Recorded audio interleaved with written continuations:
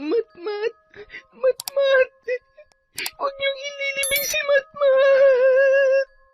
Anong ginagawa mo dito? Pinatay mong anak ko! Mamamatay tao ka! Wala kang awa! Wala kayong karapatan na pumunta dito! Umalis na kayo! Patawarin niyo ako, Nay. Pero bilang isang ama na nawalan at nagdadalamhati para sa pagkamatay ng aking anak, hindi ko maaaring palampasin ang kasalanan niya kahit na kapatid ko pa siya. Sana nga totoo na lang na siya talaga ang pumatay sa apo ko. Dahil mas matatanggap ko pa na itrato niyo na parang hayop at ikulong si Vivian. Tandaan mo, hindi ko makakalimutan ang araw na ito. Hanggang sa huling sandali ng buhay ko, poprotektahan ko ang anak ko at patutunayan ko sa iyo na hindi siya mamamatay tao. Bakit kailangan umabot sa ganito? Paano kung nagsasabi ng totoo si Vivian? Suset, pamilya ko sila! Taon 1996, Iloilo. Bandang 3:00 ng hapon, habang inaasikaso ni Ariel ang mga gamit sa panghuhuli ng isda, ay masaya namang nagmamasid ang nag-iisa nilang anak ni Suzette na si Matmat. Tatay, magpapalaot ka na po. Pwede po ba akong sumama? Anak, hindi pwede. Alam mo naman, bigla-bigla na lang umuulan at medyo maalon ngayon, no? Delikado. Pero tatay, magaling na po kaya akong lumangoy. Di ba po tinuruan niyo na ako tapos... Matmat, anak, kinukulit mo na naman ang tatay mo. Dito ka na lang at hindi naman ako mapapakali kung sasama ka sa kanya. Tsaka tingnan mo ang langit, oh. Medyo makulimlim na. Siguradong uulan ng malakas mamaya. Sige po, nanay. Basta sa susunod po kapag maganda ang panahon, gusto ko pong sumama kay tatay. Sige anak, pangako yan. Sa ngayon, dito ka na lang muna maglaro sa bahay, ha? Opo, tatay. Mag-iingat po kayo. Sana po marami kayong mahuling isda para po marami tayong ulam mamaya. Salamat, anak. Parang medyo maasim ka na. Naligo ka ba kanina? Opo, tatay. Paano hindi magiging maasim yan eh? Panay ang takbo sa initan kanina. Nakadalawang palit na nga yan ng damit kaya bukas tambak na naman ang labahin ko.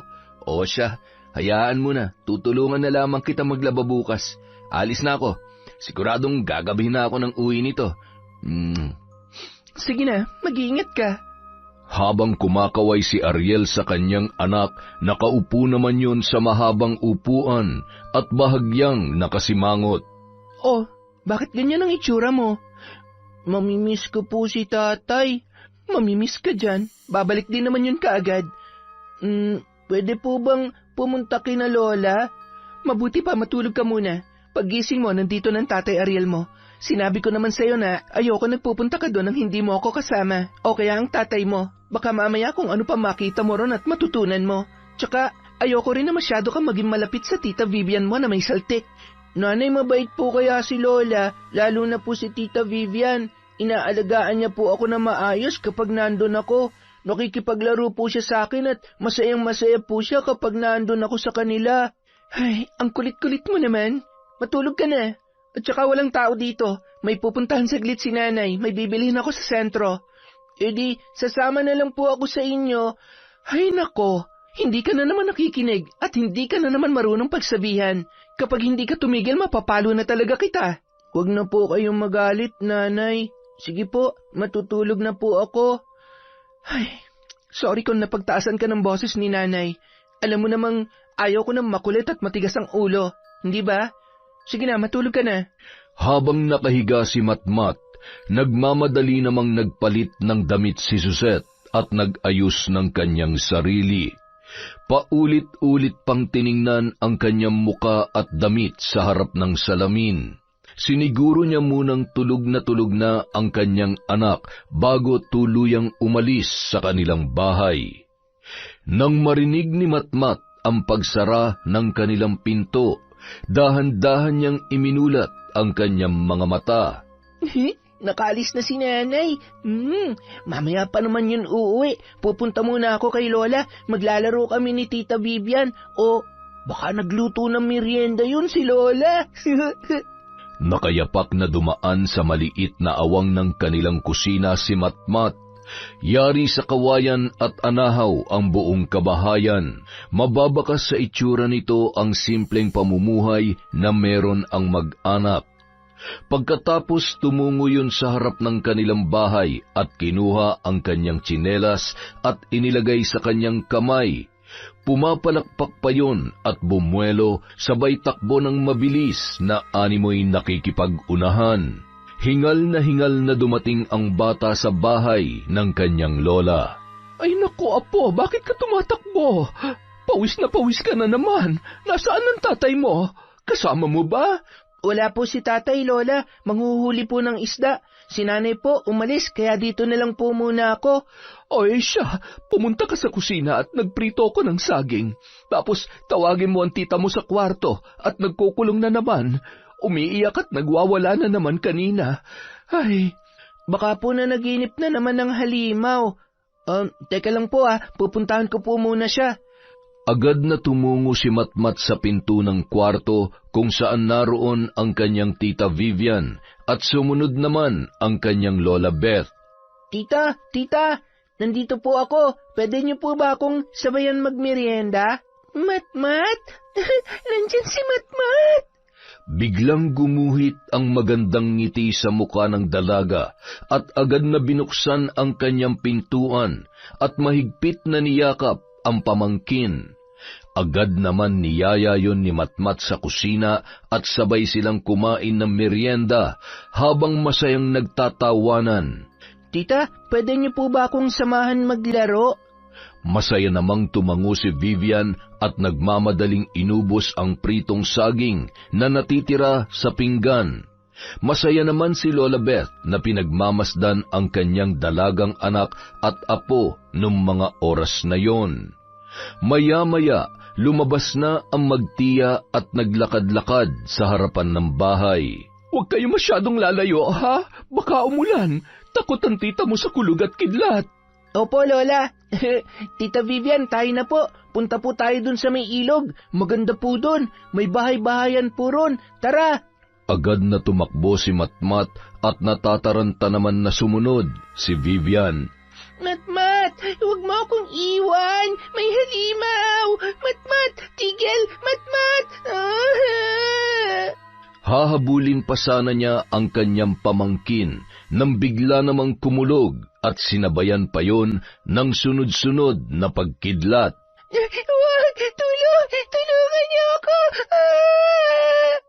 Umiiyak habang nagtatago sa isang malaking puno at tinatakpan ang kanyang muka gamit ang laylayan ng kanyang damit. Ilang minuto pa, tuluyan nang bumagsak ang malakas na ulan, kasabay ng panginginig sa takot ng dalaga. Nang tumila ang ulan ay unti-unti naman yung kumalma at nagpalinga-linga na tila ba may kung anong hinahanap. Napatigil siya nang may marinig na boses na tila ba nagtatalo nung mga oras na yon. Nagkubli ang dalaga sa isang puno at nakita ang isang babae na may mahabang kasuotan at may kasamang lalaki na nakasuot ng pormal na pang-itaas na kulay puti.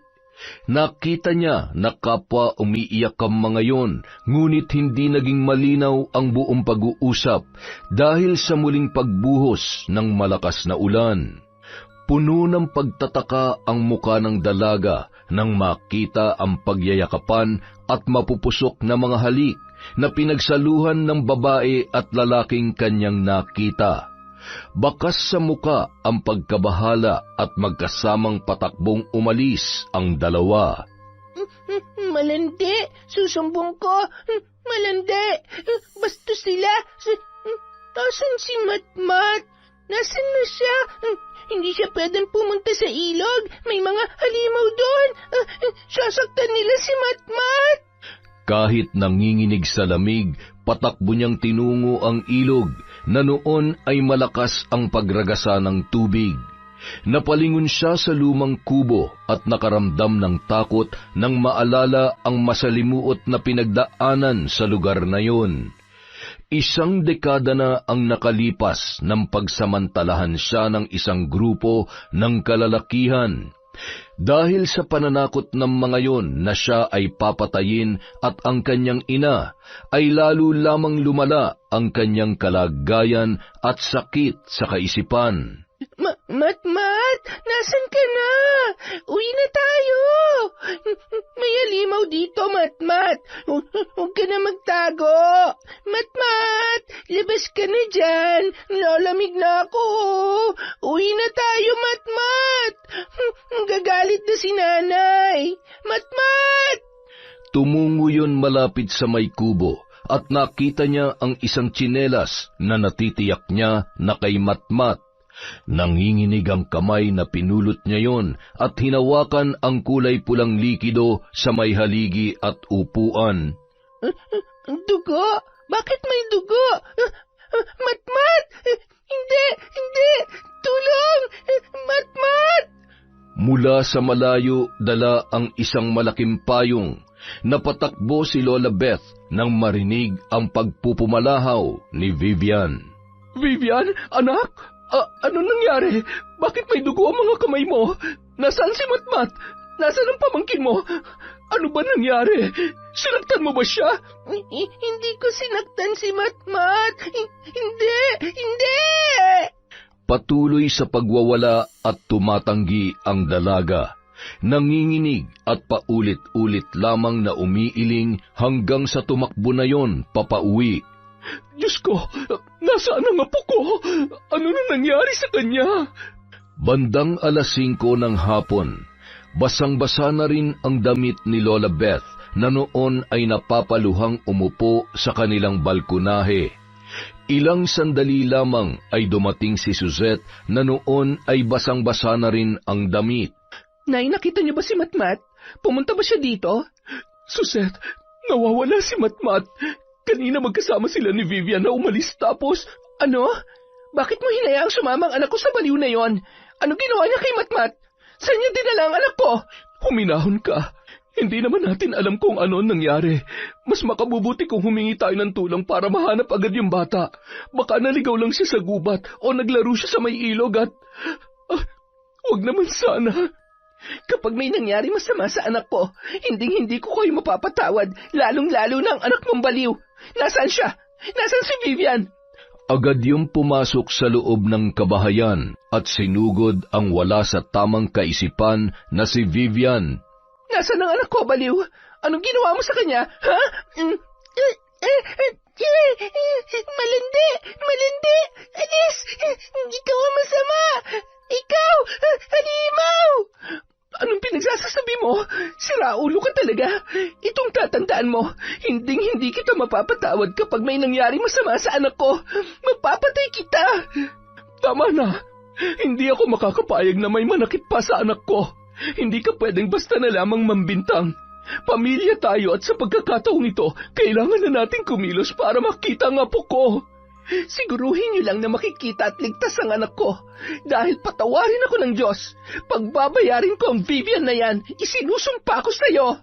Binangga pa ni Suzette ang kanyang biyanan na noon ay muntik ng matumba. Napabuntong hininga at lumapit ang matanda sa noon ay nakasiksik sa gilid na anak. Hinila niya ang lumang tuwalya at marahang pinunasan ang basa na buhok noon. Anak, alam kong wala kang ginawang masama kay Matmat, pero ano ba talaga ang nangyari? Nagkahiwalay ba kayo? Sabihin mo na kay nanay, sige na. Umiling-iling lamang yon, hindi nagsasalita at nakatulala habang umaagos ang butil-butil na luha. Hinayaan na lamang ni Lola Beth si Vivian. Tinulungan niya yung magpalit ng damit. Iniwanan ng pagkain sa silid at agad na umalis at gumawa ng paraan upang mahanap na ang kanyang apo na si Matmat. Tumulong na ang mga opisyal ng barangay pati na rin ang kapitan na ginagalang at kinatatakutan ng mga tao dahil sa pagiging istrikto noon sa kanyang pamamahala. Isang malaking kapabayaan. Nag-iisa na nga lamang ang anak mo, Suzette, na pabayaan mo pa. Tapos ngayon iiyak-iyak ka?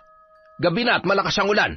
Masyadong delikado kung itutuloy pa ang paghahanap sa bata. At saka nasaan yung asawa mo?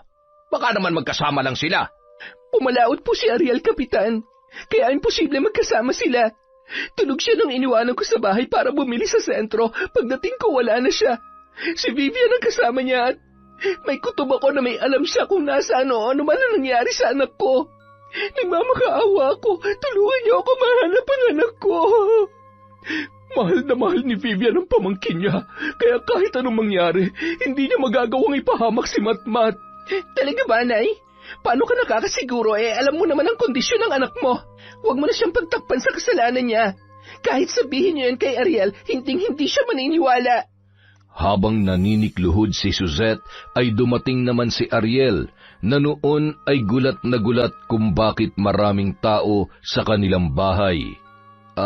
Ano pong nangyayari, Suzette? Mahal, si Matmat. Nawawala ang anak natin. Ano? Paano nawawala? Nang malaman ni Ariel ang nangyari, hindi na siya nagsayang pa ng oras para puntahan ang ilog at halughugin ang gubat. Napakalakas ng ulan noong mga oras na yon, gayon din ang kulog at kidlat, ngunit hindi yun iniinda ng mag-asawa. Gayon pa man, bigo pa rin silang mahanap ang bata. Matmat! Anak! Nasaan ka? Magkayakap at paunti-unti nang nawawalan ng pag-asa ang mag-asawa hanggang sa magpasya na lamang sila na umuwi sa kanilang bahay. Kinaumagahan, maagang tinungo ni Ariel ang bahay ng kanyang ina upang kausapin ang kanyang nakababatang kapatid, ngunit hindi siya pinagbuksan noon ng pintuan. Anak, maniwala ka. Nakikita ko sa mga mata niya ang pag-aalala at takot para kay Matmat. Isa pa, alam mo na mahal niya yung bata. Anak kong ituring ni Vivian si Matmat, kaya imposible. Nay, naguguluhan na ako. Anak kong pinag-uusapan dito. Hanggang ngayon wala pa rin siya. Habang pumapatak ang oras, lumalaki ang posibilidad na may nangyari masama sa kanya, Nay. Kapag nag-imbestiga ang mga kapulisan, lalabas din ang katotohanan. At kung sakali man, patawarin ako ng Diyos, pero kailangan managot ni Vivian. Sige, mas mabuti pa magpaimbestiga ka nang lumabas ang katotohanan. Ngunit hindi ko hayaan na may manakit sa kapatid mo at mapahamak siya dahil sa isang maling akusasyon at walang sapat na batayan. Ilalaban ko sa paraan na alam ko ang kaligtasan ng kapatid mo. Bagay na hindi ko nagawa ng panahon na pinagsamantalahan siya ng mga demonyong hindi man lamang nakilala at napagbayad sa ginawa nila. Umalis ka na at alamin mo ng mas malinaw pa sa tubig ang katotohanan. Nagpatuloy ang paghahanap sa bata sa tulong ng mga nagmamalasakit na kabarangay at mga opisyal. Makalipas ang 2 linggo, may natagpo ang bangkay ng bata na hindi makilala.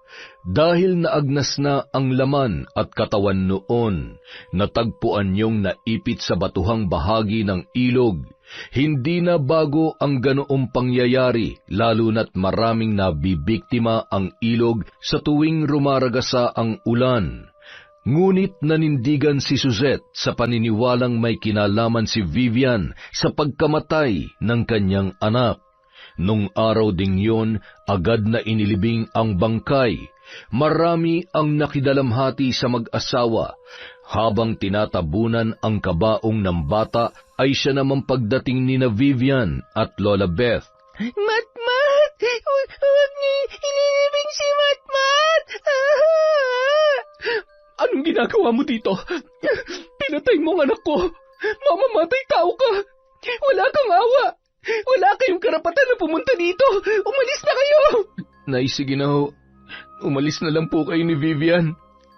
Ilang ulit ko bang sasabihin sa'yo? Hindi ang kapatid mo ang pumatay kay Matmat. Kapag hindi kayo umalis, isasama ko si Vivian sa hukay ng anak ko nang maalala niya kung paano niya pinatay ang inosenteng bata.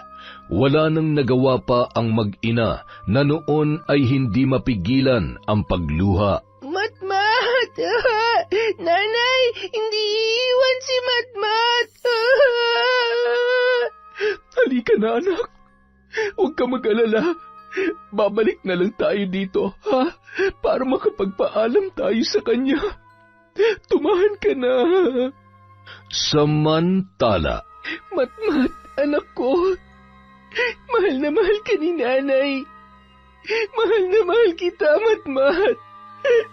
Kayo lahat na nandito, huwag niyong hayaang malapitan ng sino man sa mga anak niyo ng mamamatay na babae na yon.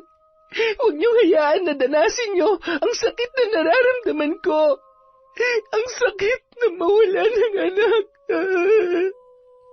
nang sumunod na araw, suot ang kulay itim na bestida, kinuha ni Suseth ang isang malaking payong at naglakad papunta sa pinaglibingan ng kanyang anak. Malayo pa ay nabitawan niya ang kanyang payong nang makita ang isang babae na hinuhukay ang bangkay ni Matmat. Agad siyang tumakbo at sinugod yon. Demonyo ka talaga! Hindi mo ba talaga tatantanan ang anak ko?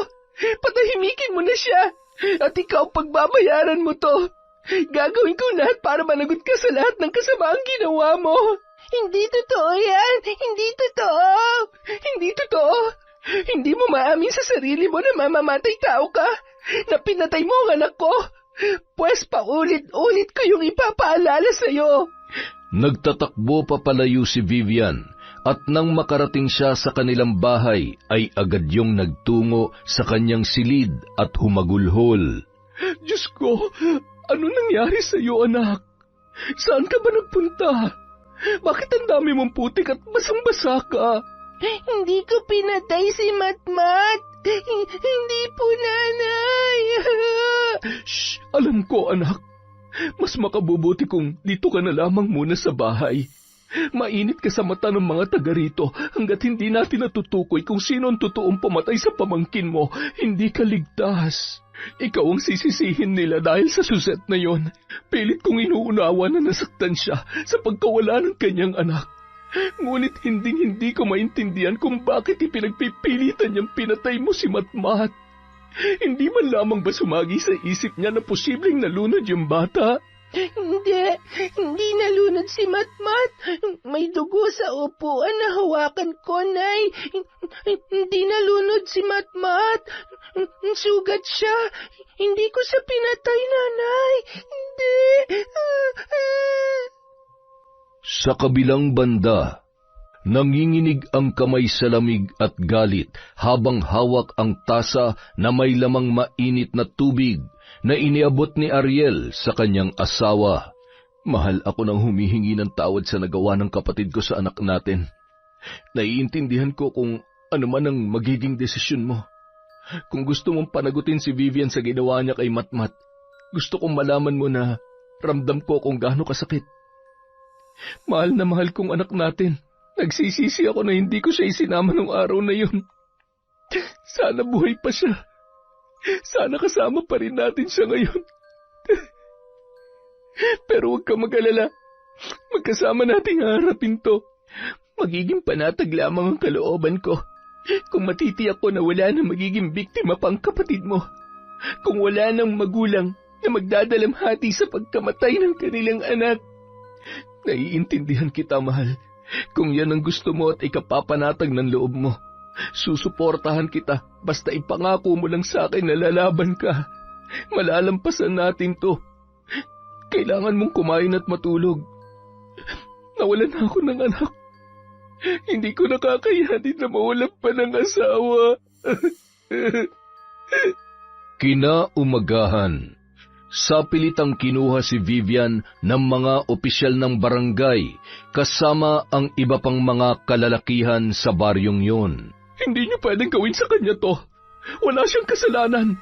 Parang awa niyo na, maawa naman kayo sa kalagayan niya. Inosenteng anak ko.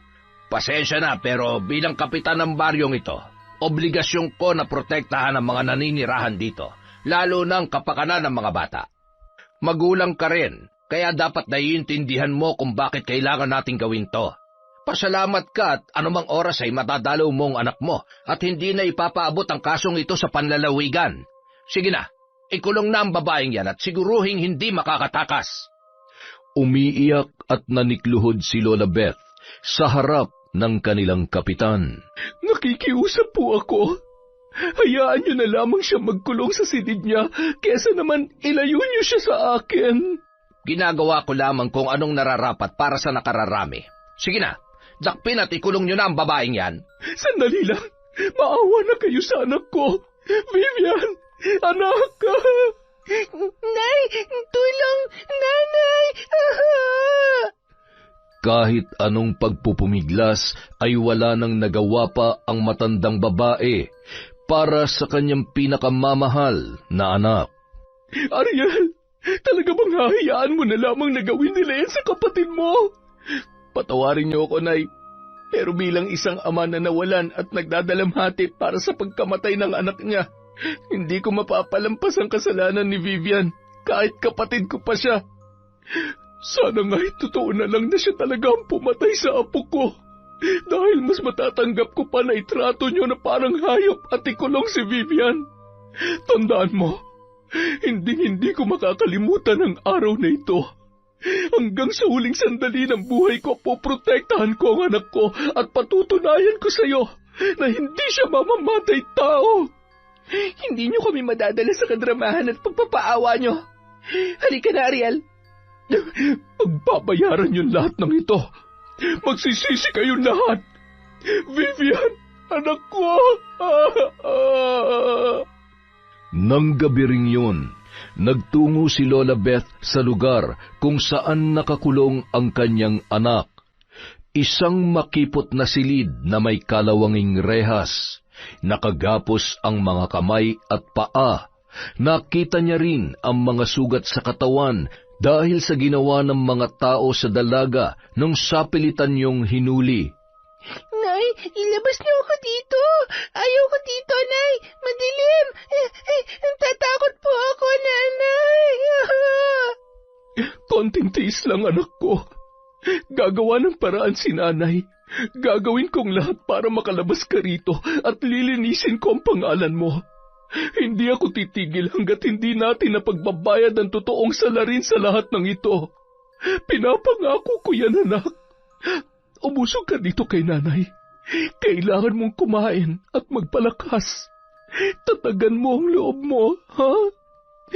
Mahal na mahal ka ni Nanay, anak ko.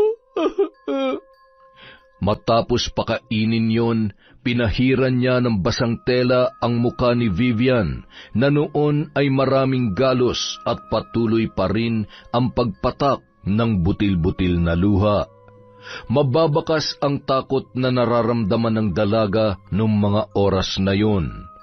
Parang dinudurog naman ang puso ni Lola Beth habang paulit-ulit na tinatawag ni Vivian ang kanyang pangalan, habang inihahakbang papalayo ang kanyang mga paa. Isa sa mga tanod ang nakasaksi sa pangyayaring yon na labis namang ikinaantig ng kanyang puso. Kailangan kong gawin kung anong nararapat. Kawawa naman si Vivian. Hindi siya dapat maparusahan sa kasalanan na hindi naman siya may gawa. Makalipas ang mahigit 1 oras na paglalakbay, narating ni Lola Beth ang kanyang bahay. Nagbabadya na naman ang malakas na pag-ulan at sunod-sunod ang pagguhit ng kidlat sa kalangitan, sabay ng tuluyang pagkagat ng dilim sa kapaligiran. Kasabay ng pagbuhos ng ulan ay ang sumpa ng sakit na nararapat sa mga taong nagpahirap sa aking anak. Ipaparanas ko sa inyo ang puot at sakit na nararamdaman ko ngayon. Mga wala kayong puso. Agad siyang pumasok at tumungo sa isang silid kung saan naroon ang kanyang mga gamit sa pambabarang.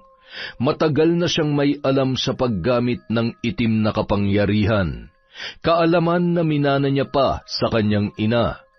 Muli niyang sinubukang gamitin yon para ipaghiganti ang kanyang asawa sa lalaking nakaaway noon, dahilan din upang maaga siyang nabiyuda at pinalaki na mag-isa ang kanyang mga anak na sina Ariel at Vivian.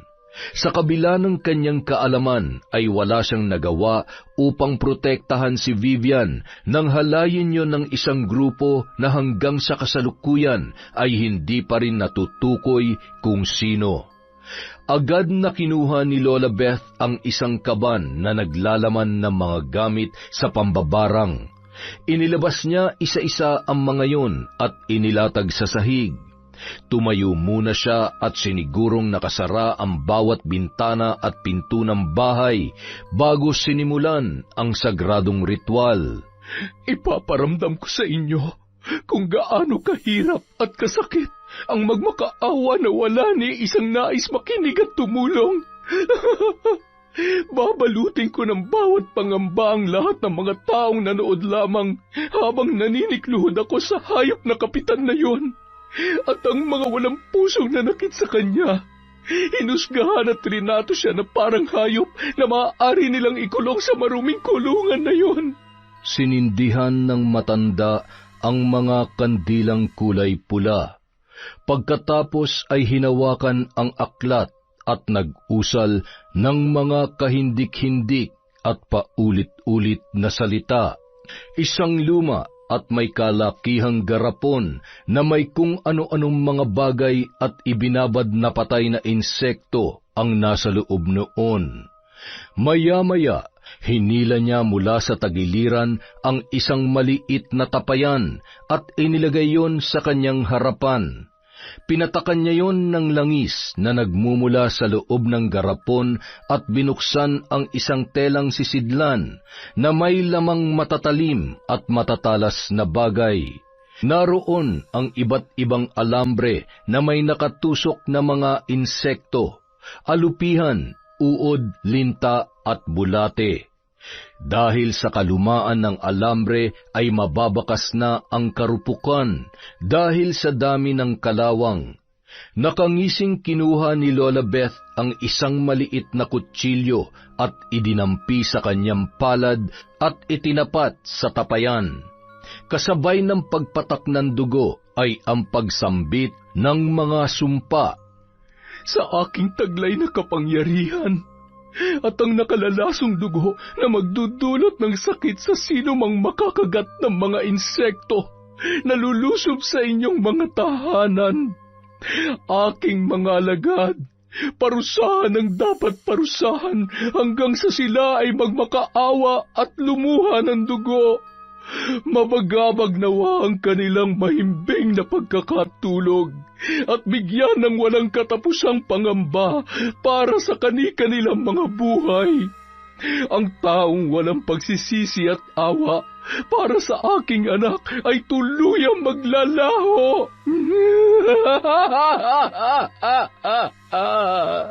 Matapos bitawan ang mga katagang yun, nagsigalawan ang iba't ibang buhay sa loob ng tapayan, gumapang palabas at hinayaang dumapo sa iba't ibang parte ng kanyang katawan. Hiram niyo sa akin ang inyong buhay, at ang kapalit niyan ay tulungan akong maghasik ng kadiliman sa baryong ito, hanggat hindi nagkakaroon ng kalayaan si Vivian at hindi lumalabas ang taong may kinalaman sa pagpatay sa aking apo. Babalutin ng sumpa at pasakit ang baryong ito hanggat hindi nangyayari ang aking ninanais. Aking mga alagad, humayo kayo't pakinggan ang bawat bulong sa hangin at lupa. Huwag kayong babalik nang hindi na isa sa katuparan ang anumang ipag-uutos ko. Samantala, pagsapit ng 12:00 ng gabi, mahimbing nang natutulog ang mga mag-anak sa mga kabahayan. Naglipa na ang iba't ibang insekto na animoy may sariling isip at alam ang kani-kanilang pupuntahan. Ang katahimikan ng gabi ay napalitan ng sigawan at pagkabahala dahil sa pagsugod ng mga insekto na hindi nila malaman kung saan nagmumula. Aray! Bakit ang daming insekto rito? Patayin mo nga mga yan, Ariel! Aray! Napakarami nga ng mga yan. Diyos ko, ngayon lang ako nakakita ng ganito karaming insekto. Aray! Lahat ng tao ay nagsilabasan sa kani-kanilang mga bahay, nagkakagulo at pare-pareho ang mga tanong. Mabuti na lamang na wala na ang mga yon na parang bula. Marami ang nakagat at nag-iiyakan dahil sa iniindang kirot at hapdi. Lumabas ang mag-asawa sa bahay, kapwa namamaga ang kanilang muka, nguso at mata. Gayon din ang ilang pangsangkot sa sapilitang pagkakakulong ni Vivian. Ngunit ng mga oras na yun, nanlilisik ang mga mata sa galit na ikinuyom ni Suzette ang kanyang kamao. Hindi ba kayo nagtataka? Ngayon lang nangyari to at 2 tao lang ang maaaring gumawa nito. Si Vivian o di kaya matandang yon. Malamang gusto nilang gumanti sa atin. Alam naman natin na may alam sa pambabarang ang mag-inang yon. Sobrang perwisyo na ang mga yan. Huwag tayong magpadalos-dalos. Huwag kayong mag-alala. Bukas na bukas din kakausapin ko sila at aalamin ko kung may kinalaman sila sa nangyayari. Sisiguruhin ko na hindi na mauulit pa to. Sinasabi mo lang yan dahil nanay at kapatid mo ang punot dulo ng mga ito. Tingnan mo nga nangyari sa atin. Paano kung may mas malala pa silang gawin sa atin? Kailangan na nilang lisanin ang lugar na ito o di kaya sunugin na lamang sila ng buhay. Masyado na bang kayo marahas kung mag-isip? Mga tao sila at may buhay din. Pare-pareho tayong may karapatang mabuhay dito sa mundo. Pag-isipan niyo ang bawat salitang inyong binibitiwan, ang inyong mga ginagawa. Bago kayo magturo ng kung sino, siguruhin ninyo na malilinis kayo, aba, at walang bahid ng pagkakasala dahil sa inyo rin babalik ang lahat ng ginagawa ninyo. Napatigil ang lahat sa sinabi ng isang matandang albularyo. Nag-abot na lamang yon ng panlunas sa mga taong nakagat. Marami ang napaisip nung mga sandaling yon. Napansin din kasi nila na ang kinagat ng mga insekto ay ang mga taong nakikisawsaw sa problema ng mag-asawa at mga nakisali sa pagdakip kay Vivian. Butit nakinig ka sa akin. Hayaan mo sila dyan. Wala naman tayo mapapala kung makikisali tayo sa gulo nila. Tsaka, duda talaga ako sa nangyayari, ha? Ayaw ko lang magsalita at mahirap na. Kilala ko yan si Suzette mula pa noon, kaya posibleng gumagawa lang din siya ng gimmick para hindi siya masisi sa pagkamatay ng anak niya. Ay, matulog na nga tayo, darling. Ituloy na natin yung ginagawa natin kanina. Kinaumagahan, kalat pa rin sa buong baryo ang mga pangyayari. Agad namang pumunta si Ariel sa bahay ng kanyang ina, ngunit saradong-sarado yon, kaya inakala niya na wala doon ang matanda.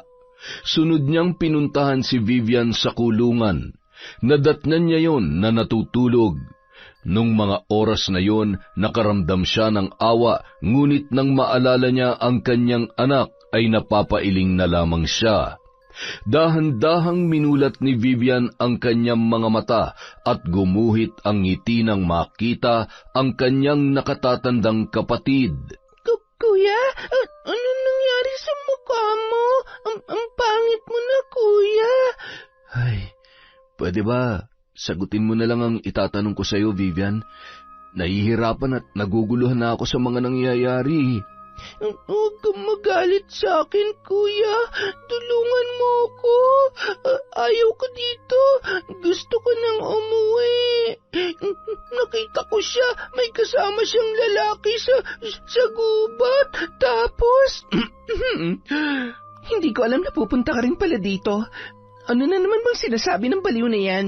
Wala tayong mapapala kahit ilang beses pa natin siyang kausapin dahil malamang wala siya sa katinuan at lalong hindi siya amin sa mga kasalanan niya. Kulot! Pangit! Malandi siya, kuya! Malandi! Sinungaling ka! Sinungaling! Kuya, gusto ko na kasama si nanay. Sinasaktan nila ako dito. Tulungan mo ako, kuya. Uwi na ako. Vivian, makakaalis ka lang dito kung sasabihin mo sa akin ang totoo. Yung kagabi, yung mga insekto na sumugod sa mga kabahayan, may kinalaman ka ba doon? Umiling lamang ang dalaga at nagpatuloy sa pagpupumalahaw. Umalis na tayo dito. Nagsasayang lang tayo ng oras. Ipagpasa Diyos na lang natin ang lahat. Pasasaan ba't sa kanila lang din babalik lahat ng ginagawa nilang kasamaan? Habang naglalakad sina Ariel at Suzette pauwi sa kanilang bahay, hinawakan ni Ariel ang kamay ng kanyang asawa. Ayos ka lang ba? Pinuntahan mo ba talaga si Vivian o may iba ka pang lakad? Oo, prayer meeting. Alam mo naman, yun lang ang nagpapagaan ng kalooban ko. Sobrang bigat at sakit ng pagkawala ni Matmat. Malaking bagay ang pagdarasal para kahit paano gumaan ang pakiramdam ko. Ay, huwag ka na mag-alala. Malalampasan din natin ang lahat ng to. Gawin mong lahat na makakatulong sa'yo kaysa magmukmok ka lang dun sa bahay. Habang naglalakad ang mag-asawa, bigla silang napatigil nang marinig ang mga hiyaw mula sa kabahayan na animoy may iniindang sakit. Kasabay nun ay napahawak rin sila sa kanilang tiyan. Ang sakit! Sobrang sakit din ng tiyan ko. Ang nanay mo, sigurado, hindi niya tayo titigilan. Wala si nanay sa bahay. Sigurado nagtatago siya ngayon kung sakaling nagsasagawa nga siya ng ritual para pahirapan ng ilang tao sa baryong ito. Nakarating sa pastor ang mga nangyari, kaya naman sa tulong ng kanyang mga tauhan, ipinatawag niya ang lahat upang magsagawa ng isang ritual at hikayatin ang mga kabarangay na mag-alay ng dasal laban sa mga kababalaghan na nangyayari. Agad namang pumunta ang mga tao sa paniniwalang mapapagaling sila sa pamamagitan ng panalangin at haplos ng kanilang tinitingalang pastor. Hipuin nawa ng kagalingan ng lahat ng naparito at nananampalataya sa Diyos. Ipagkaloob ang kagalingan at maibsan ang sakit na inyong nararamdaman. Naniniwala ba kayo na kayo ay gagaling? Na ako'y sugo ng Diyos na magliligtas sa inyo at papawi sa sakit na dulot ng kadiliman? Opo, mahal naming pastor! Paulit-ulit na winiwika at isinisigaw ng mga tao ang mga katagang yun. Samantala, mula sa di kalayuan ay nakatanaw si Lola Beth habang nakatalukbong ng itim na tela. Mga taong nuknukan ng uto-uto para sambahin ang isang nagbabalat kayong demonyo. Nakikita ko sa kanyang mga kilos at galaw ng kanyang mga mata ang pagpapanggap. Ang tibok ng kanyang puso nalulunod sa kasinungalingan. Kahit patawagin niyo lahat ng santo, hindi maiibsan ang sakit na inyong nararamdaman hanggat hindi ko binabawi ang aking sumpa. Tumingala ang matanda sa kalangitan, kasabay ng pagbulong sa hangin. Biglang dumilim ang buong paligid at gumuhit ang kidlat na sinasabayan pa ng kahindik-hindik na kulog na yumayanig sa kalupaan. Tumama ang kidlat malapit sa lugar kung saan nag-iipon-ipon ang mga tao. Nagtakbuhan ang mga yon na animoy hinahabol ng isang malaking kapahamakan at kamatayan. Sige, magsitakbuhan kayo. Nakakatuwang pagmasdan ang inyong mga laman ay nanginginig sa takot. Mga mahihinang nilalang. Samantala, sa gitna ng kaguluhan ay bigla na lamang nawala sa paningin ni Ariel ang kanyang asawa na si Suzette. Kailangan ko ng kumilos. Kailangan na mabura mag-inang yon sa buhay natin. Suzette, kalayaan natin na nakasalalay dito. Kung pareho silang may alam sa paggamit ng itim na mahika, kaya nilang manipulahin ang sitwasyon. Ayaw kong makulong at walang pwede makaalam sa ugnayan natin dalawa. Isa pa, papatayin ako ni tatay. Anong gusto mong gawin ko? Patayin ko sila? Hindi ko kayang gawin yon. Malakas ang kutob ko na may alam si Vivian tungkol sa atin. Kung magkasama sila ni Matmat nung araw na namatay siya, hindi imposible na nakita tayo ni Vivian. Kaya nga kailangan na nating kumilos. Oh, eto ang pera. Humanap ka ng mga taong matibay ang loob na kayang sunugin ang buhay si Vivian. Hindi siya maaaring magsalita laban sa atin. Ano? Hindi ba't sobra naman yon? Wala naman siguro maniniwala at makikinig sa isang baliw, kaya hindi natin kailangang pumatay. Mamili ka. Mamamatay ang baliw na yon o ibubulgar niya ang sekreto natin. Hindi pwedeng magkaroon ng nikatiting na paghihinala ang mga tao sa atin. Ay, isa pa, kasalanan mo to eh. Masyado kang pabaya. Sige na, ako nang kikilos at mukhang hindi rin kaya ng kokote mo. Umalis ka na, baka may makakita pa sa atin. Ilang sandali pa, nilapitan ni Suzette ang kanyang asawa na noon ay nagpapalinga-linga. Saan ka ba nanggaling? Kay Pastor, nagpasalamat lang ako sa lahat ng tulong niya sa akin. Tara na, umuwi na tayo. Kinagabihan. Sino ka? Anong gagawin mo sa akin? Huwag kang maingay. Huwag kang mag-alala, hindi kita sasaktan. Kailangan mo makaalis dito, kung hindi, papanayin ka nila. Dadaling kita sa nanay mo. Sandali lang, ha? Masyado mahigpit ang magkakatali. Ayan, tara na, dito tayo dumaan. Patakbo silang dumaan sa likod ng mga kabahayan sa sentro at sumuot sa gubat pauwi sa bahay ni na Vivian. Nay, nandito na ako. Nanay, buksan mo tong pinto. Vivian? Ang anak ko, paanong?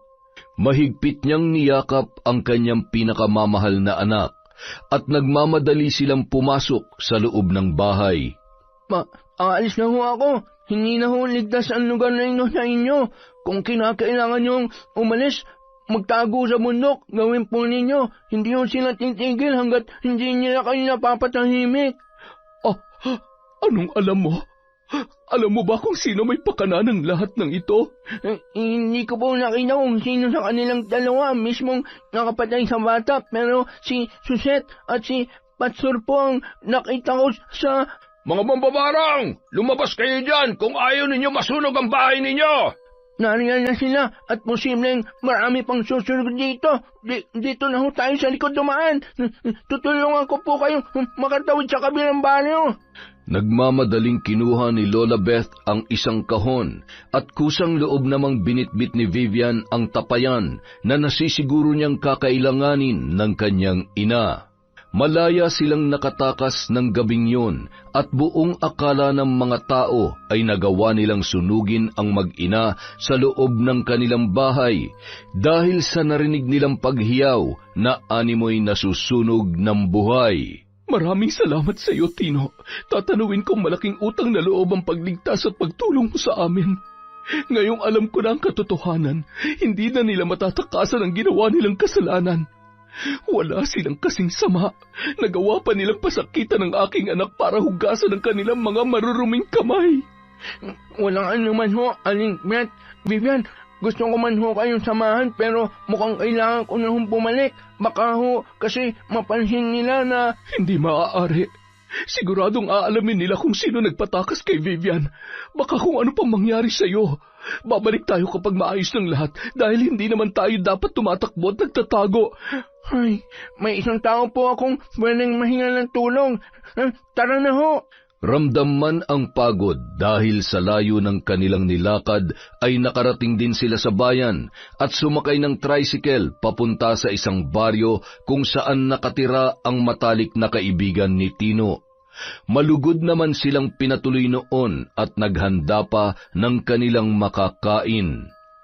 Habang naghahapunan, inilahad ni Tino ang mga nangyari, dahilan kung kaya't kinakailangan nilang magtago. Huwag po kayo mag-alala, ligtas po kayo rito. Naiintindihan ko po kayo lalo na't namatayo ang magulang ko dahil sa maling paratang ng mga tao. Ay, malaki naman ho ang bahay na to para sa atin. Pwede rin ho kayong magsimula ng panibagong buhay rito. Malayo sa gulo dahil wala na hong mas mahalaga pa sa kapanatagan ng isip at kaligtasan ninyo. Kinaumagahan. Ariel, wala na ang nanay at kapatid mo. Natupok na ng apong buong kabahayan. May isang grupo na sumugod sa kanila kagabi at sinunog yung bahay ninyo. Napahagulhol na lamang si Ariel. Wala siyang magawa noong mga oras na yun. Wala kang kasalanan, pero hindi natin masisisi ang mga tao. Tingnan mo nga ito nangyayari sa atin. Ang paghasik nila ng sakit para sa mga tao dito sa baryo ang posibleng dahilan kung bakit sila binalikan. Sinunog at pinatay. Bakit kailangan umabot sa ganito? Paano kung nagsasabi ng totoo si Vivian? Suzette, pamilya ko sila. Ariel, wag mong kalimutan kung anong nawala sa atin dahil sa Vivian na yon. Walang dahilan para makonsensya ka dahil... Aray! Ang sakit ng ulo ko at ng mga mata ko. Ariel, tulungan mo ako. Sa kabilang banda, Siguradong sa mga sandaling ito, nararamdaman niya na ang kaparusahan na nararapat sa kanya. Tutubuan na rin siya ng konsensya upang isiwalat ang katotohanan. pakiramdam ni Suzette ay matatanggal ang kanyang mga mata at may kung anong nakatusok sa mga yon na maliliit ngunit matalas na bagay. Lalo lamang nabahala ang babae nang tumambad sa kanyang harapan ang anak na si Matmat na naliligo sa sariling dugo. Nanay! Nanay! Matmat, anak ko! Bakit mo ako pinatay, nanay? Bakit?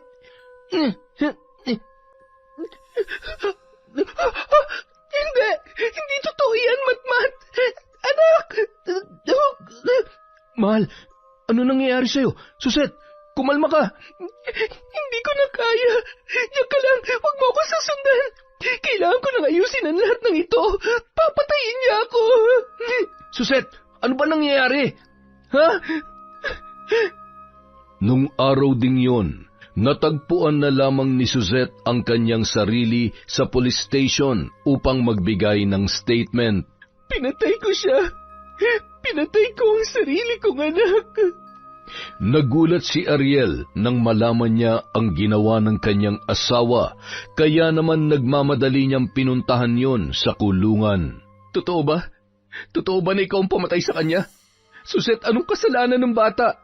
Paano mo nagawa yun? Pinaglaruan mo ko, pati ang mga taong nasa paligid mo para lang pagtakpan ang kasalanan mo. Hindi kita mapapatawad. Umalis ka na. Iwanan mo na ako. Napasuntok na lamang sa rehas na bakal si Ariel ng mga oras na yon bago tuluyang umalis. Alam ko na kapag nalaman mong lahat-lahat, hindi mo ako mapapatawad. Makalipas ang ilang oras, dumating naman ang pastor upang kausapin si Suzette. Ano ka ba naman? Bakit ka sumuko sa mga pulis? Umayos ka ha? Wag na wag mo akong idadamay kung hindi malilintikan ka sa akin. Total inako mo na rin naman. Panindigan mo na lang yan. Talaga bang sa kabila ng lahat wala ka pa rin ibang iniisip kundi ang sarili mo?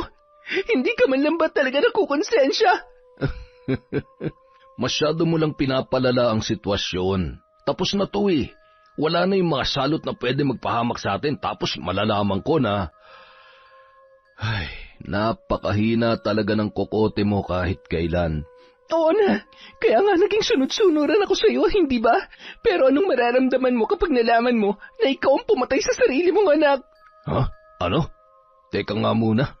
Ano bang ibig mong sabihin? Ikaw ang ama ni Matmat. Nalaman ng tatay mo ang tungkol sa atin noon, kaya kinailangan kong lumayo.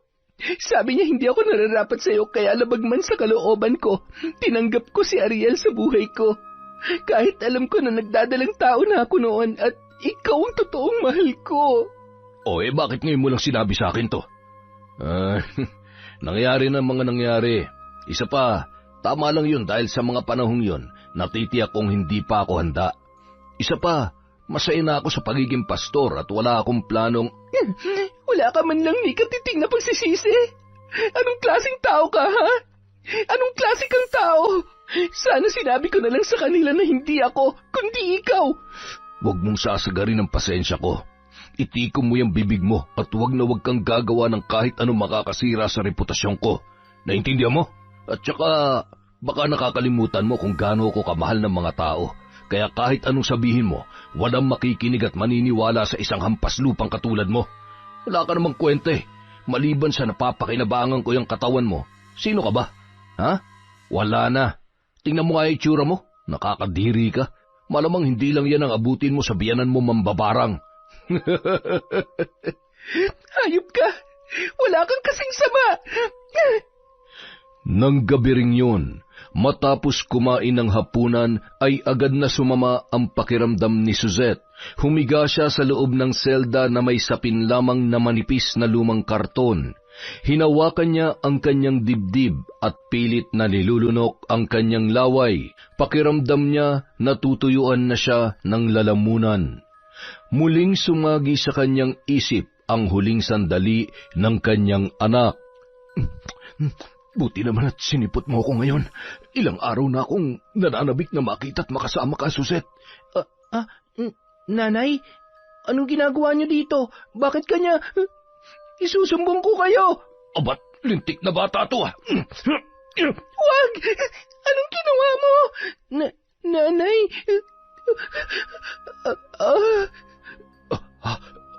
Hindi ko sinasadya. Anong gagawin natin? Hindi pwede may makakita at makaalam sa pangyayaring ito. Kailangan natin siya itapon sa ilog, kung hindi siguradong pareho tayo mabubulok sa kulungan. Nung mga oras na yon, hindi na napigilan pa ni Suzette ang pag-agos ng luha mula sa kanyang mga mata, hanggang sa napahawak yun sa kanyang leeg na tila ba sinasakal, at kasunod ay ang pagbula ng kanyang bibig. Isang lalaki ang noon ay nagmamasid habang nakangisi. Siguradong dadagdagan ni boss ang bayad sa akin. Ayos! Kinaumagahan, batid na ng mga tao ang malungkot na sinapit ni Suzette sa loob ng kulungan. Naku, nakakaawa kung iisipin, pero karma niya na yon sa pagpatay sa anak niya. Kawawa tuloy si Aling Beth at si Vivian na siya pang napagdiskitahan ng galit ng mga tao. Ayun tuloy, siyempre nagalit yung matanda, kaya natural lang na gagamitin niya yung kapangyarihan niya para makapaghiganti sa, alam mo na. Ay, kawawa naman si Ariel. Matapos mailibing ang bangkay ni Suzette, ay agad namang dinalaw ni Pastor ang nagluluksang si Ariel. Tibayan mo ang iyong pananampalataya. Huwag ka magpapatalo sa bigat ng iyong mga pinagdaraanan. Maraming salamat ho, lalong-lalo na sa tulong niyo sa pagpapalibing sa asawa ko. Patawarin mo siya sa kanyang mga nagawang kasalanan upang makamtan niya ang kapayapaan kung nasaan man siya ngayon. Makalipas ang 1 linggo, bumalik ang mag-inang sina Vivian at Lola Beth. Tumungo yun sa bahay ng kanyang anak na si Ariel, at naroon ang karamihan habang ipinagdarasal ang kaluluwa ng namayapang si Suzette. Bakit parang gulat na gulat kayong lahat? Dahil ba sa pagkakaalam niyo ay patay na kami mag-ina? Nay, Vivian, patawarin niyo ako. Masaya ako na makita kayo at makasama kayo ulit ng naiintindihan ko. Dahil sino nga ba naman ang hindi mapapapaniwala na magaling mong asawa? Isa pa, ganun naman talaga. Di hamak na mas madaling manghusga kesa unahing alamin ang katotohanan. Ngunit ang nakakalungkot, hindi pa rin matatapos ang karahasan sa baryong ito hanggat may nagtatagong demonyo sa kanyang maskara. Kaya nandito ako para balaan kayong lahat na ang kinikilala niyong butihing pastor ay isang... Anong sinasabi mo? Tigilan mong paggawa ng kwentong matanda ka. Ako? Gumagawa ng kwento? Karapatan ng lahat ng mga narito na malaman ang katotohanan. Bakit hindi mo aminin sa lahat kung anong ginawa mo kay Matmat? Hindi ba't ikaw naman talagang pumatay sa kanya? At si Suzette ang siyang umako sa lahat ng kahayupan mo. Napakatabil ng dila mo. Tumahimik ka. Isa kang alagad ng dilim. Nakikita niyo? Yan ang totoong pastor na sinasamba ninyo. Ano? Hindi ko magagawa yan dahil akong totoong tatay niya. Hindi ko magagawang patayin ang sarili kong anak. Kami ang totoong nagmamahalan ni Suzette. Aksidente ang nangyari. Aksidenteng nahulog si Matmat sa ilog at wala kami nagawa para iligtas siya. Napakasinungaling mo. Nung mga oras na yon, dumampot ang mga tao ng kahit anong bagay at pinagbabato ang pastor na noon ay kumaripas ng takbo. Nagmamadali yung pumasok sa kanilang bahay at kinuha ang kanyang baril at mga armas na maaari niyang gamitin upang iligtas ang kanyang sarili at takasan ang kanyang kasalanan. Nagtago yun at naghintay ng pagkakataon para balikan si Lola Beth at si Vivian na noon ay pansamantalang nanunuluyan sa bahay ni Ariel. Sinira nilang reputasyon ko na kay tagal kong iningatan. Mananagot sila sa akin. Tatabasin ko muna ang dila nyo bago ko tuluyang lisanin ang baryong ito. Kapag nakarating kay tatay ang nangyari, siguradong mapapatay niya ako. 12:00 ng gabi. Hindi pa rin makatulog si Ariel. Nilapitan yun ng kanyang ina at hinawakan ang kanyang kamay. Nay, paano niyo ho ako nagawang patawarin sa kabila ng lahat ng mga maling desisyon na nagawa ko? Napahamak kayo ng dahil sa akin, lalong-lalo na si Vivian. Obligasyon kong protektahan kayo pero ako pa tong... Ang tanga-tanga ko para mabulag sa katotohanan. Hanggang kailan mo sisisihin ang sarili mo? Tama na. Alam ko na nagawa mo lamang yun dahil alam ko naman kung gaano mo kamahal si Matmat at ang asawa mo. Nakakalungkot lang kung isipin na sa loob ng maraming taon, nagmahal at nag-aruga ako ng isang batang buong akala ko, dugo at laman ko. Hindi ko alam kung anong ginawa kong kasalanan para pagdaanan ko to. Minahal niya ba talaga ako, Nay? Yan ang tanong na hindi ko masasagot, anak. Tungkol naman sa pagpapakatatay mo kay Matmat. Nagsisisi ka ba? Umiling si Ariel at mahigpit na yumakap sa kanyang ina. Mahal na mahal ko siya, Nay. Kung totoo mang hindi ko siya anak, sa puso't isipan ko, mula nung araw na isinilang ang batang yun, anak ko siya at mananatiling ako ang kanyang ama. Minahal natin siya bilang kadugo at parte ng ating pamilya. Tsaka, wala siyang kinalaman sa kasalanan at kasinungalingan ni Susette at ng lalaking yon. Nakakadurog ng puso na nagawa siyang pagkaitan ng buhay ng mga taong dapat ay pumoprotekta sa kanya. Habang nag-uusap ang dalawa, bigla silang napabalikwas nang marinig ang isang malakas na putok ng baril na nagmumula sa labas ng kanilang bahay. Buksan niyo ang pintong ito kung ayaw niyong paulanan ko kayo ng bala! Ang lakas talaga ng loob niya para bumalik pa rito. Ang kapal ng pagmumuka. Nay, dito lang kayo. Ako nang bahala sa kanya. Hindi ako natatakot sa kanya. Hawak ang itak, binuksan ni Ariel ang pinto, habang si Lola Beth naman ay nakayapos sa kanyang anak na noon ay nasa isang silid. Isang malakas na putok, kasabay ng malakas na hiyaw ang kanilang narinig. Nanay, sino yun? Bakit may putok? Huwag ka maingay. Huwag ka matakot. Nandito lang ako at hindi ka niya masasaktan. Akma pa lamang tatayo si Lola Beth nang tumambad sa kanilang harapan ang isang lalaki na noon ay humahalakhak. Masyado palang mahina si Ariel. Kaya pala hindi ako makalimutan ni Susette dahil wala naman palang kwenta yung anak mo, tanda. Hayop ka! Anong ginawa mo sa kanya? Sorry ho. Pasensya na talaga kung nakalabit ko. Nanggigil kasi ako eh. At ngayon, ito namang isang anak mong totodasin ko. Bitiwan mo siya!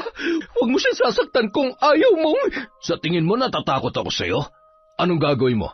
Babarangin mo ako? Sige lang, para naman makaganti ka para kay Vivian. Amoy tao ka ngayon ah. Kung alam ko lang na magiging sagabal ka rin sa buhay ko, sana nung una pa lang tinuluyan na kita. Ikaw ang... Bitiwan mo ako! Aray! Agad na tinakbo ni Vivian ang isang tapayan at ibinagsak sa lupa. Nang mabasag, nagkalat ang alupihan, maliliit na ahas, linta at nagliparan din ang mga insekto papalapit sa noon ay namimilipit pa rin sa sakit na lalaki. Nawalan ng lakas at nabali ang daliri sa kamay at tumilapon ang hawak niyang baril. Ano mga yan? Huwag kayong lalapit sa akin! Masyado kang matapang, pero yan lang naman pala ang katatakutan mo. Nagkamali ka ng kinanti. Masyado na malaki ang kasalanan mo sa pamilya ko, kaya dapat sa'yo mamatay. Ilang sandali pa, pumasok si Ariel na duguan ang braso. Nay, wag! Marami pang paraan para pagbayarin natin siya. Sige na, pigilan niyo mga insekto at... Nag-usal ng sagradong dasal ang matanda at sa isang iglap ay nawala na ang kanyang mga alagad. Ilang sandali pa, nagdatingan na ang mga tao. Isa sa mga naroon ay ang ama ng pastor na walang iba kundi ang kapitan ng baryong yun. Pumasok yun sa kabahayan na nanlilisik ang mga mata, sabay lumapit sa kanyang anak. Tay, tulungan niyo po ako. Papatayin nila ako. Ako makapapatay sa iyong hayop ka. Isa kang malaking kahiyan. Alam ko na ang totoo. Hindi dahil anak kita at minahal kita at iniingatan ko ang kapakanan mo. Hayaan kitang gumawa ng krimen sa baryong kinasasakupan ko. Ipapakulong kitang hayop ka. Huliin niyo yan. Hayaan niyo siya mabulok sa kulungan hanggang sa magtanda. Nakakahiya ka. Tay, huwag niyo naman gawin sa akin to, Tay. Ano ba? Bitawan niyo ako. Ako na po ang siyang humihingi ng tawad sa inyo. Hayaan niyo akong bumawi at Sapat na makulong ang anak ninyo. Gayunpaman, lahat ng mga nangyari ay magsilbisa ng aral sa iyo. Bilang kapitan ng baryong ito, makakaalis na kayo. Nang makaalis ang mga taong naroon, mahigpit na niyakap ni Lola Beth ang kanyang mga anak. Sa wakas, nagkaroon din ng hustisya ang pagkamatay ni Matmat. Gayon din ang pambababoy ng hayop na yon kay Vivian. Wala nang sino man ang makakapanakit sa inyo. Hindi na ako makakapayag pa. Mahal na mahal kayo ni Nanay. Aray ko, Nay. Ay, may sugat ka nga pala. Kailangan mo madala sa ospital at baka maubusan ka ng dugo. Wala ho to, Nay. Daplis lang naman po to. Salamat po dahil... Tama na yan. Wala kang dapat ipagpasalamat dahil kahit sinong ina, gagawin ang ginawa ko. Sa wakas ay tunay na magkakaroon na ng kapayapaan ang baryong ito dahil wala na ang totoong salot. Natitiyak ko na maliban kay Vivian at Suzette, marami pa siya na biktima na walang kakayahang manindigan at magsalita. Samantala, hawak ng isang bata ang lapis at isang lumang kwaderno. Wala yung tigil sa pagguhit ng mga muka at isang ilog na may kubo. Nilapitan niyo ng isang matanda at hinimas ang kanyang likod. Napakagaling mo palang gumuhit, iho. Teka, kilala mo ba yung mga ginuguhit mo? Lagi ko po silang nakikita sa panaginip ko pero hindi ko po matandaan kung sino sila, Lolo. Itong ilog at bahay, kasama rin ba to sa lugar na lagi mong napapanaginipan? Opo. Ay, sa palagay ko, isa sa mga araw na ito ay maaalala mo na rin ang kanilang mga pangalan. At kapag nangyari yon, pwede na tayong lumapit sa mga opisyal ng barangay at otoridad para sila ay mahanap.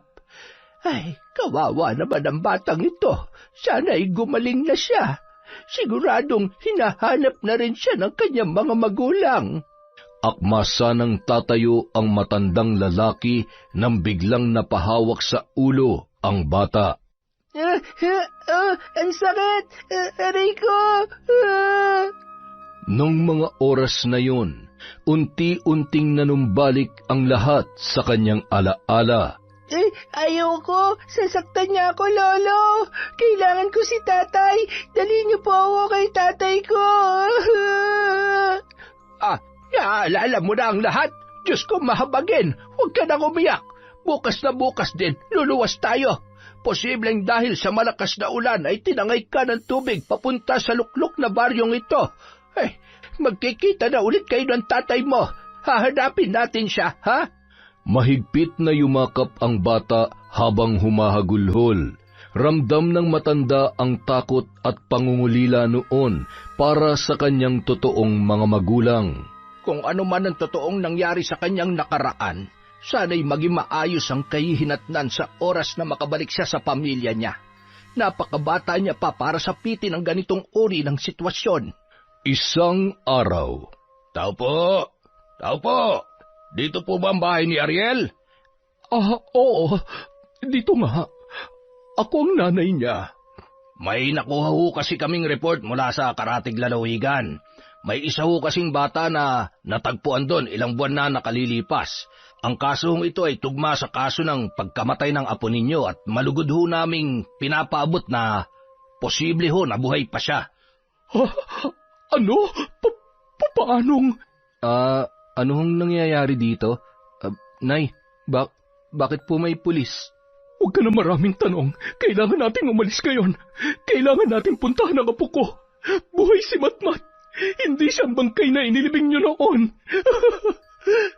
Kasama ang kapulisan, tinungo nila ang nasabing lugar kung saan naroon ang bata. Masyadong malayo ang bahay na to sa sentro, pero buti na lang ho talaga, may mabuting tao na kumupkup sa kanya. Mula sa kalayuan ay natanaw ng matandang lalaki ang mga taong paparating. Hindi niya maiwasang malungkot kapag naiisip niya na kailangan ng bumalik ng bata sa totoo niyang pamilya. Umiiyak po kayo? Bakit po kayo malungkot, Lolo? Ay, hindi ako malungkot. Masaya ako para sa iyo. Huwag mo akong kalilimutan, ha? Kapag may pagkakataon at kahit binata ka na, dadalawin mo ako rito. Mahal na mahal ko po kayo, Lolo. Hindi ko po kayo makakalimutan. Ay, halika na. Lumabas na tayo at nariyan na sila. Nariyan na ang totoo mong pamilya. Nang lumabas ang dalawa, ay patakbong lumapit si Vivian at masayang-masaya na nilapitan si Matmat at pinaghahagkan yun. Matmat! Walang sugat si Matmat! Buhay ka! Buhay si Matmat, nanay oh! Sorry po, tita. Alam ko pong nag-aalala kayo sa akin. Wag na po kayong umiyak. Hindi na po ako mawawala. Anak, pwede ka rin bang mayakap ni tatay? Tatay, lola ko, miss ko na po kayo. Si nanay po. Apo, sa bahay na lamang namin ipapaliwanag sa'yo. Lola, ayaw ko pong umuwi. Baka saktan din po ako ni nanay. Ayaw ko po. Sa inyo na lang po ako ni tita. Anak, hindi ka na masasaktan ng nanay mo. Wala na siya. Alam kong may malaking kasalanan sa atin ng nanay mo at hindi mo pa lubos na maiintindihan sa ngayon. Pero alam ko na mahal ka niya. Mahal na mahal ka ng nanay mo. Masaya ako na makilala kayo. Napakabait ng batang yan. Sa sandaling panahon na nagkasama kami ay naranasan kong maging magulang sa kanya. Habang buhay naming tatanawing utang na loob ang pagmamalasakit mo sa aking apo. Naway, humaba pa ang iyong buhay at magkita pa tayong muli. Tang, sobrang salamat po. Hayaan niyo at kahit anong mangyari, titiyakin namin na magiging parte kayo ng buhay ni Matmat.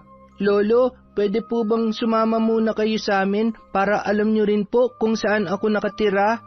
Oo nga naman. Sumama ka muna sa amin. Kailangan natin ipagdiwang ang muling pagbabalik ni Matmat sa aming baryo. At ang pinakamahalaga sa lahat, kasama ka na rin niya. Ay, siya. Paano ko ba naman matatanggihan ang alok ng isang maganda at mabait na lola ng batang ito? Abay, mukhang maliban sa makakabalik na ang apo niyo ay magkaka-love life pa ho kayo, lola. Ay, sus Mariosep, masyado na kami matatanda para sa mga bagay na yan. Tara na't mahirap abutin ang gabi sa daan. Napakalayo pa naman nito. Nang makabalik sila sa kanilang baryo, labis na natuwa ang mga tao sa magandang balita. Agad namang tumungo sa kanila ang kapitan upang makita ang kanyang apo kahit na nasa labas lamang yun ng bakod. Kaya pala kahit nung maliit pa lamang yan at nakikita kong kasama siya ni Suset ay natutuwa ako kahit hindi ko nilalapitan. Yun pala ay apo ko siya. Ay, sayang lang at mukhang hindi na magkakaroon ng pagkakataon na makasama niya ang aking anak. Masaya na siya sa kanyang kinikilalang pamilya. Agad na ring umalis yun matapos mag-iwan sa labas ng iba't ibang pagkain at prutas. Ilang sandali matapos umalis si Kapitan, natanaw ni Matmat ang isang basket at kinuha niya yun. Wow, ang daming pagkain. San kaya galing to? Matmat, dito ka lang ha.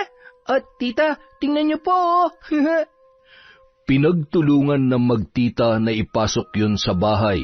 Bigla namang nagkatinginan ang mag-ina na sina Ariel at Lola Beth. Batid nila kung kanino nanggaling ang basket na puno ng pagkain.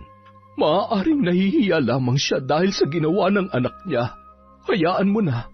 Baka sa ganyang paraan ay masaya na siya na nagagampanan ang pagiging lolo niya. Hindi naman natin ipagkakait yun sa kanya. May karapatan din siya sa bata. Kapag kaya na maunawaan ni Matmat, may karapatan din siyang malaman ng totoo at siya na magpapasya para sa kanyang sarili. Magmula nung araw na yun, naging masaya na at payapa ang kanilang buhay. Makalipas ang mga buwan, tumungo si Lola Beth sa kulungan. Oy, ikaw pala ang bisita ko. Ano nga ha? Ano, hindi nyo pa rin ba iaatras ang kaso sa akin? Wala naman kayong mapapala eh. Isa pa kahit nandito ako, maayos pa rin ang buhay ko kesa sa inyo. Nuknukan ka talaga ng yabang. Akala mo ba makakalimutan ko lahat ng atraso mo sa amin? Pasalamat ka lamang at naging abala ko.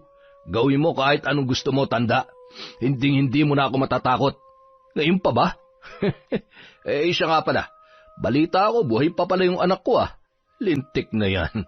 Bakit pa ako nakakulong dito? Nagtanong ka pa talaga? Baka nakakalimutan mo na patong-patong ang kaso mo. Hindi ka lang kriminal, rapist ka rin. Isa pa, hindi ba't umamin na yung lalaking binayaran mo para lasunin si Suzette? Ano ngayon? Dami mong satsat. Malis ka na. Siguruhin mo lang na hindi ako makakatakas dito. Dahil pag nangyari yon, yari kayo sa akin. Iisa-isahin ko kayo at kukunin ko ang anak ko. Papatayin ko siya ulit, tanda. Dahil salot siya sa buhay ko. Siya ang punot dulo ng lahat ng ito. Baliw! Hindi mangyayari yan. Dahil bago mo pa magawa ang pinaplano mo, lumalangoy ka na sa nagbabagang putik sa impyerno. Sige, tanda. Gawin mo. Uulitin ko. Hindi ako natatakot sa'yo. Hindi pala, ha? Tingnan lang natin. Uubusin ko yung natitirang kayabangan at tapang mo sa katawan. Nang araw ding yon, dumalaw si Kapitan sa kanyang anak. Talaga bang hayaan mo na lang ako dito? Anong klase kang ama, ha? Dami-dami mong koneksyon tapos hinayaan mo akong tumagal dito? Wala kang kwenta. Talagang sagad na yung katarantaduhan mo, ano? Dapat lang talaga na dito ka na mabulok katulad ng lintik na pag-uugali mo. Tama lang na hindi ka na nakilala ng anak mo dahil siguradong ikakahiya ka niya. Sino naman ang nagsabi sa iyo na gusto kong kilalanin ako ng batang yon? Sana nga talaga na matay na lang yun eh. Buisit. Hanggat hindi ka nagtatanda, kahit anong gawin mo, hindi ka na makakalabas pa rito. Teka, tay ano ba? Ilabas mo na ako dito. Anak ng teteng naman na buhay to. Kinagabihan. Apo, sige na matulog ka na. Tumabi ka na dun sa tita mo at may gagawin lamang ako.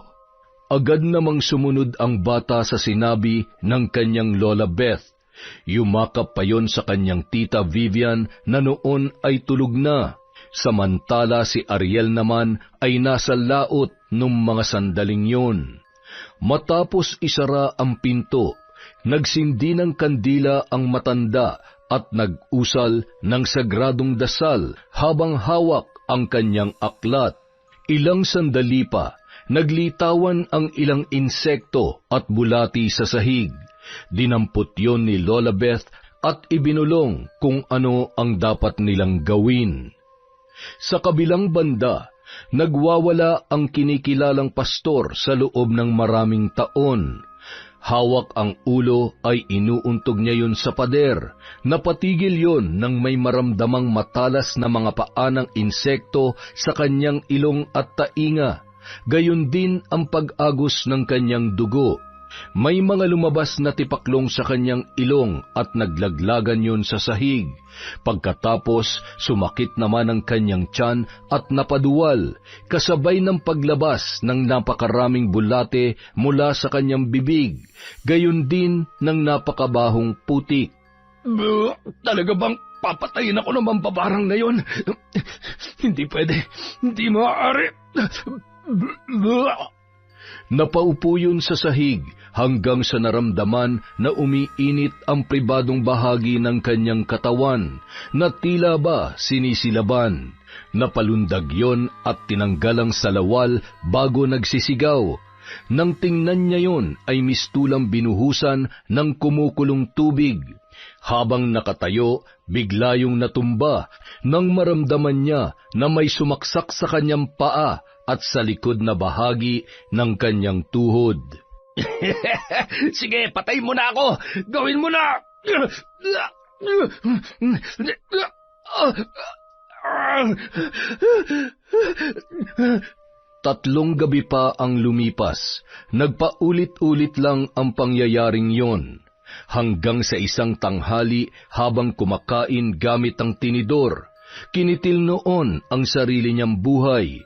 Natagpuan na lamang siya na may nakatarak na tinidor sa kanyang lalamunan at wala ng buhay. Makalipas ang ilang taon, tuluyan nang nakalimot ang mga tao sa masalimuot na pangyayari sa baryong yon. Natuwa naman sila dahil nagsimula ng manggamot si Lola Beth. Hindi niya na ginamit ang kanyang kaalaman sa pambabarang upang tuluyang makapagsimulang muli at mabigyan ng sapat na atensyon si Vivian at ang kanyang apo habang abala sa pagtatrabaho ang kanyang anak na si Ariel. Isang araw. Tatay, saan po tayo pupunta? Anak, di ba sabi mo, napatawad mo na si nanay? Opo. Sigurado matutuwa siya kapag sinabi mo mismo sa kanya na pinapatawad mo na siya. Kaya mo bang gawin yon? Kasi kung hindi, uuwi na lang muna tayo. Okay lang po, tatay. Ang totoo po, namimiss ko na po siya. Tama po kayo, mahal na mahal din naman po ako ni nanay. Siguro po nagkamali lang siya. Hindi niya naman po ako sinaktan. Sa inyo lang po siya may kasalanan, tay, kasi... Oh, wag mo nang isipin yun. Aaminin ko nagalit ako sa nanay mo pero matagal ko na siya napatawad. Basta ang mahalaga kay tatay ngayon, magkasama tayo. Mahal na mahal kita, anak, ha. O yan, diyan nakalibing ang nanay mo. Nanay, bati na po tayo. Hindi na po ako nagtatampo. Miss na po kita, Nay. Siya nga po pala, lagi na po akong sinasama ni tatay sa laot palagi. Magaling na po ako manghuli ng isda. Huwag po kayo malungkot, ha. Hindi po ako galit. Habang nakaupo ang mag-ama, biglang bumuhos ang malakas na ulan. Sabi ko na nga ba uulan eh. Tatay, naaalala niyo po ba dati, kapag umuulan, naghahabulan tayo sa labas ng bahay?